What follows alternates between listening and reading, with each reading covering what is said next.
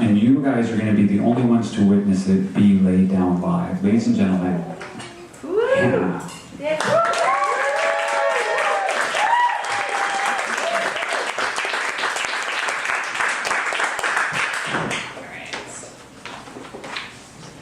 I'm going to move around a bit, so is this okay?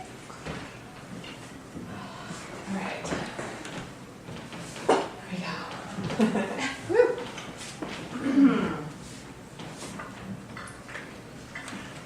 I remember the moment.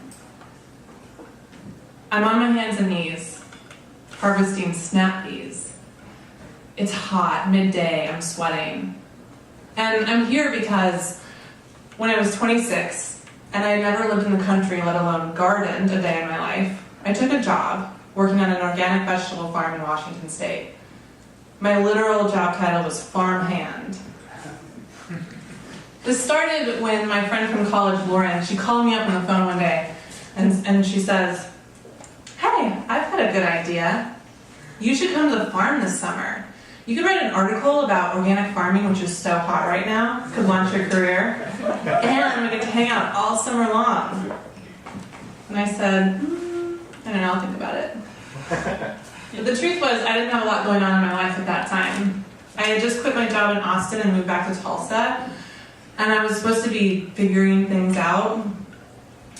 But my mother was thrilled that I was home.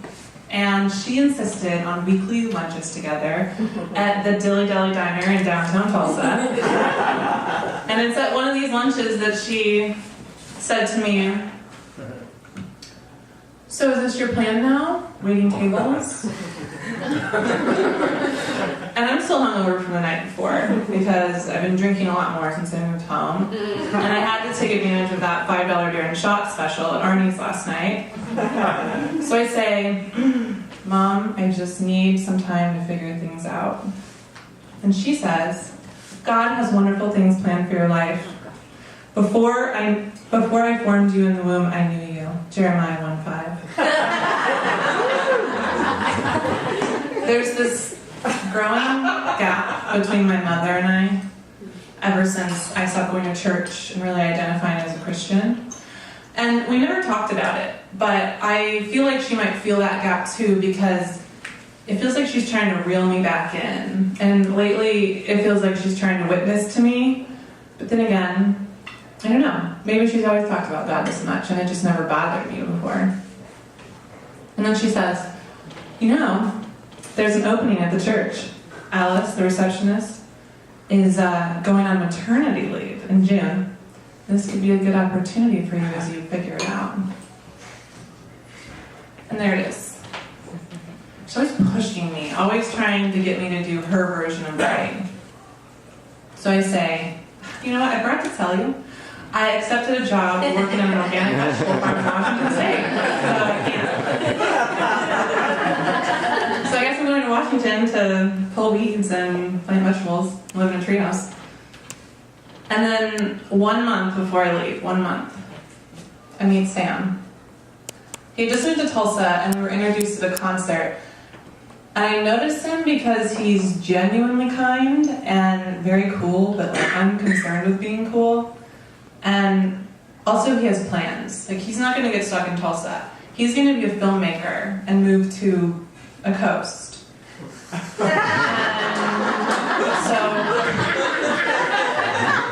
And being around him makes me feel very alive.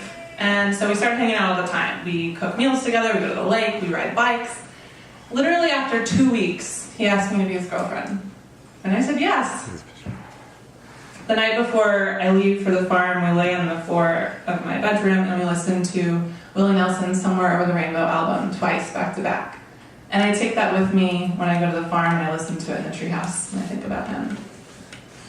Which brings me back to that moment when I'm harvesting snap peas and it's hot and like my hands are so cracked at this point and there's dirt that I literally can't wash away.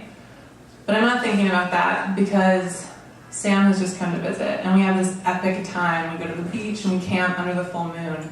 And then we make meals together and like I go out to the field every day and work and he's like writing a screenplay in the treehouse. And then one night on the porch of the treehouse he tells me that he loves me for the first time. So I'm still riding this high, right? And we've only been together for 3 months at this point. But I turn to my friend Hope and I say, you know what? If he asked me to marry him tomorrow, I would say yes. And she's like, okay, crazy. But I said it. I did. And I've gone back to that moment so many times in my mind since. So after that summer, I moved back to Tulsa and we're together. But then shortly after, he comes to me and he says, hey, I have an opportunity to move to Los Angeles because my friend Chris is going to let me live for free for 3 months. And so yeah, what do you think about Los Angeles? But I already know that he's made up his mind because this is his dream. So he leaves and I stay in Tulsa and I get a job as a barista and I start saving money and with this sort of vague plan that maybe I might move to Los Angeles someday and we do the long distance thing again. Which becomes increasingly frustrated. The missed calls, the miscommunications, and things aren't really going well for me to move to LA. Like I'm not saving very much money, and my 96 Honda Accord just started leaking oil, and the mechanic said it was going to cost more money like to fix it than the car was worth, so that's not going to make it to California. And also, like I don't know anyone in LA, and rent is about 5 times more expensive than in Tulsa, and I don't know, it's like to move my whole life across the country. Like, it'd be one thing if we could live together, but see, that's the big problem. Yeah, my family and his family, very religious, and living together before you're married is like the ultimate sin, and I know we talk about it, Sam and I talk about it, and we don't have a problem with it, but we just finally decided that it's not worth the chaos it will cause in our family. So anyway, about a year in, I buy a plane ticket to go to LA, and it kind of feels like the last-ditch effort because it feels like we might be breaking up, and I don't want to, but I don't really see a solution. So I come to LA, and we decide we're going to road trip it up back to that same farm that I worked at the year before in Washington. So we have a road trip, which is always a fun time. Windows down, up Highway 1, and the ocean breeze. I mean, it's California, what a dream, right? Like, we stop in Big Sur, we go to San Francisco, we stop and get an espresso at Tartine. Yeah, and I don't know, California, growing up landlocked, it was like California just seemed like this beautiful, epic dreamland that it was just unattainable for me. And it still felt a little unattainable, considering the circumstances. So I was thinking, this might be the last best time we have together before we break up, and I'm going to enjoy the moment. So then we had this wonderful time in Washington, and we cook food and hang out, and then on the last day that we're there, we decided we're going to go to the river, and we packed snacks, and I borrowed this blanket from Sam's roommate Rico in LA that had teddy bears on it, so I brought that, and we laid it out, and we had a great day swimming in the river. And then at sunset, everyone packed up to leave, and so we all head back. And I look back and I realize that Sam's not with us, and he's still standing over by the river. And so I tell everyone to go on, and I come back over and see what's going on with him. And he's just standing there, looking at the river, looking with a frown on his face, looking very pensive. And so I'm thinking, God, what is he thinking about? Is he thinking about me returning to Tulsa and our trip's almost over? And I'm like, is he about to break up with me? And then he's standing there and he reaches into his pocket and he looks at me and he says, very abruptly, will you marry me? Okay. Oh. Suddenly the river is very loud in my ears. And I'm looking up at the treetops, searching for something. And then I have this memory of my friend Kelly when we were 10, her older sister Mary got engaged and showed us all these photos, and her fiance was down on his knee and she was crying tears of happiness because, she had found the one man that God had found for her out of the whole world. He brought him to her. This is the plan. And I remember thinking, when I was 10 years old, I was like, wow, that's going to happen to me someday. That's going to be amazing. And then I guess this is that moment.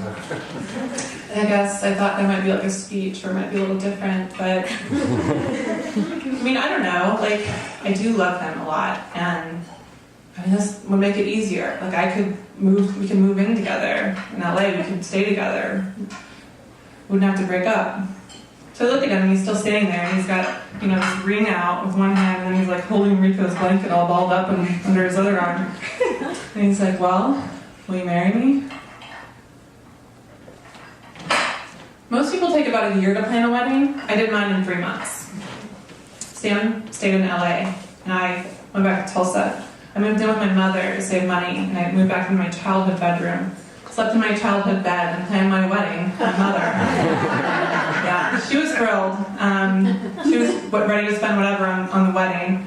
And, she did all these things. Like, she made appointments for us to go to venues, and she did a lot to try on wedding dresses. And the whole time, I just had this, growing anxiety. And she would, want me to make a decision about the wedding, and I would get, really angry. And be like, you just decide. And, I don't know. I started drinking a lot more, and I got these dark bags under my eyes, and I would just say, just the stress of planning a wedding, you know how it goes, to people. I don't know. I had a friend that told me one time after her divorce that when she was walking down the aisle, she knew that she was making a mistake, but she didn't know how to get out of it at that point. And I'm thinking about this as I'm planning my wedding, and the thing is, I don't feel that way. I don't feel that way about Sam. And calling him is a reprieve from the madness that I feel. And so I just sort of cling to our love, and I ignore my anxiety, and I bulldoze forward with the wedding plans with a singular focus. I have to get this over and get on with my life.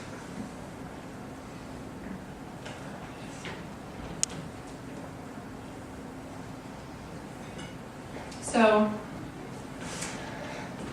it's the night before my wedding, and I'm sitting in my room on my bed, and there's a knock at the door, and my mother comes in, and she says, "It's a big day tomorrow, how do you feel?" And I say, "I'm pretty tired." And she says, "Okay, well, I'll let you get some sleep, but first, I have something for you."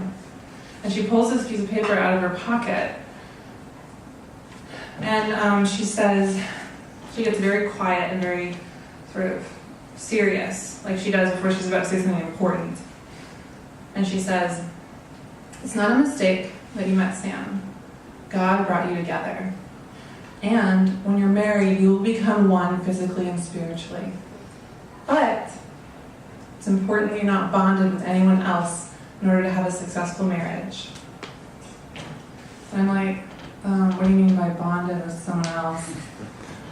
She's like, well, every time you have sex with someone, you're spiritually bonded with them, and this could be a problem in your future relationship. So, I've written down a prayer for you on this piece of paper, and if you pray it, you can break the spiritual bond with everyone you've ever had sex with before.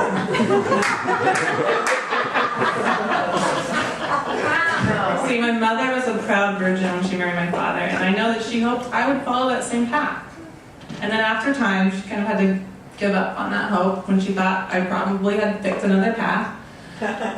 But we had never talked about my sexuality before, and I knew this was very awkward and hard for her to say, but she felt it was important. So she gave me the piece of paper and left. So I opened the piece of paper, and this is what it says.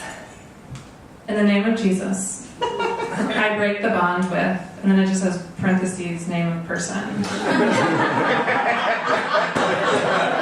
Pretty short, actually, if I could remember that, but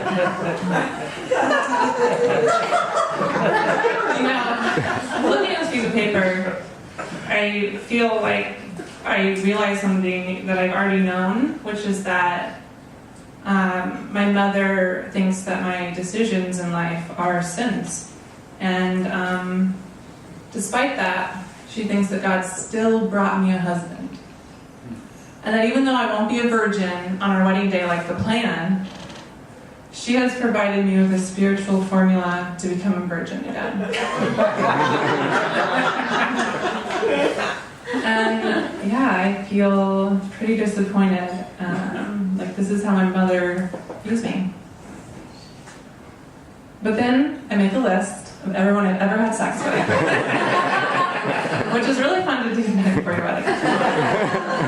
Except for that one guy, I don't remember his name, so I just wrote "guy in Austin." God can figure it out. I quickly and mechanically say the prayer, go down the list of names, and then rip up that piece of paper and throw it away. It's the day of my wedding, and I'm getting ready in my dressing room alone. And I put on my dress, which is actually my mother's dress that I had altered. And then I had it altered again the day before the wedding because I had lost so much weight from this dress. And then I put on my grandmother's pearls. I have my hair done, I have my makeup done. I look in the mirror, and I look beautiful. And then I pull out a bottle of whiskey, and I open it up, and I drink it straight from the bottle. Here we go. We got married on the lawn outside, and it was gorgeous, beautiful day. And I walked down the aisle, and a single violinist played Bach. And as I walked towards Sam in his tux, he looked amazing. He had tears in his eyes. And I just remember thinking, oh my God, like he's so present right now. And I felt jealous because I didn't feel anything. Everyone told me the wedding was beautiful, and it was. We had wildflower bouquets and a DJ that spun actual records and vegan cake. But yeah, I kept sneaking away by myself into the dressing room to drink whiskey by myself. And my mom would have texting me like, the guests are leaving, I want to say goodbye to you, where are you, this is rude. And I put on a show, and I didn't tell anyone how I felt, not even Sam. Sam didn't know any of this anxiety that I had, and when it was over, I just thought, finally, it's over. And this is something that I didn't say for a long time because it's complicated and because it's hard to say without hurting a lot of people's feelings, but the truth is that I hated my wedding and I hated getting married. The day after the wedding, we packed a U-Haul, all my stuff into U-Haul, and we started the drive out west. And driving out west has always felt so instinctually right to me, a chance to leave everything behind and start fresh. And it was wonderful. We stopped in Amarillo at the Cadillac Ranch, we had a couple days in Santa Fe, and then we made it out to LA. And we moved into this very tiny but very charming apartment in Echo Park. And we get jobs, and we make new friends, and we spend our weekends doing things for the first time, like eating bibimbap for the first time, and going to Joshua Tree National Park for the first time. And it's great, and I relish the quiet. My mother, who has always micromanaged me, leaves me alone, and I can only assume it's because I'm married, which sort of infuriates me. And there's this other thing I didn't see coming, which is that every time I meet someone new and I get to the point of conversation where I say wife, or married, or husband, I feel like a fake. And I feel very uncomfortable with this new identity that I have.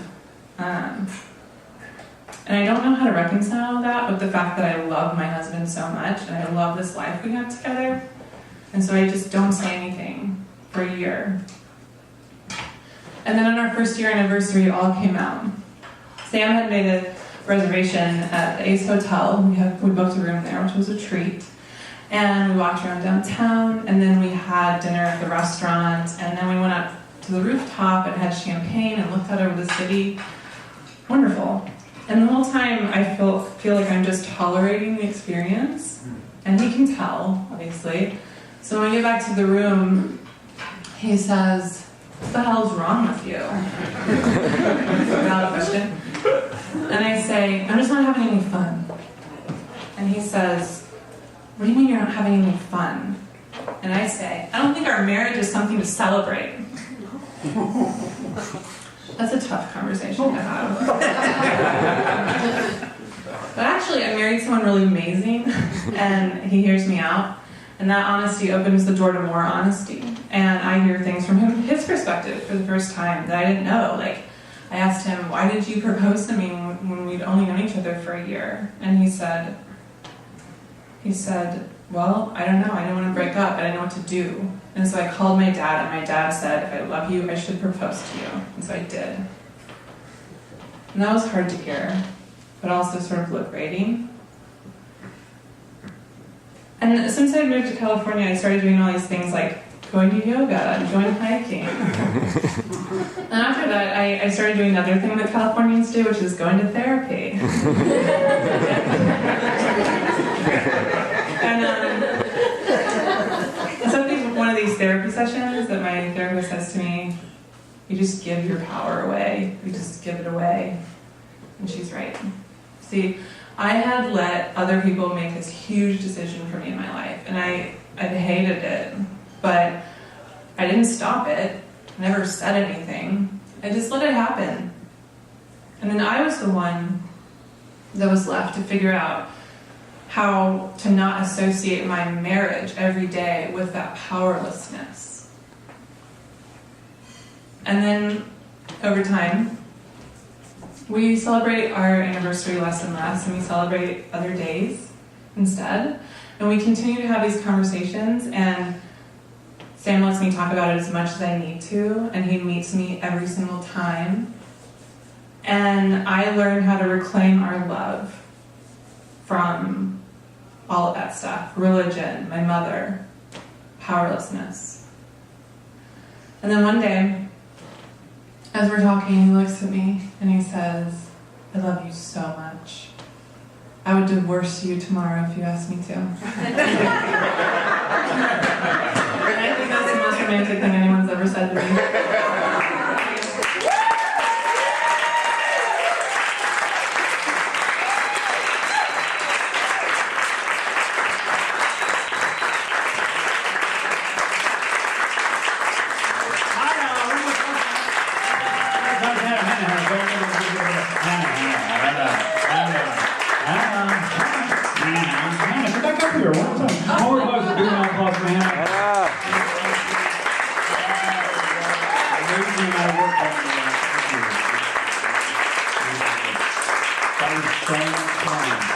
And you made new discoveries too. That was so cool.